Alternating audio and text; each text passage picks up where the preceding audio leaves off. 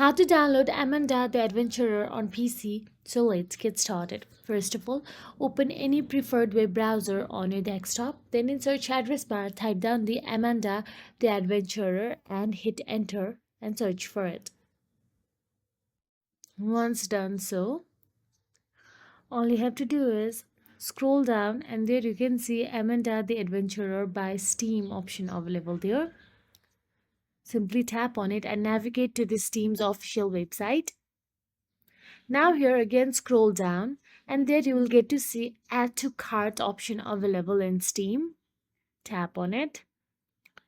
Once you tap on the add to cart, you will get to see continue to shopping or go to the cart option available. Tap on the go to the cart.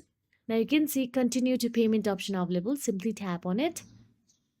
Make sure you are signed into your Steam account. Now all you have to do is proceed to check out and purchase the game if it is not free. And that is it. If you found this video helpful, please like, share and subscribe, and thank you so much for watching.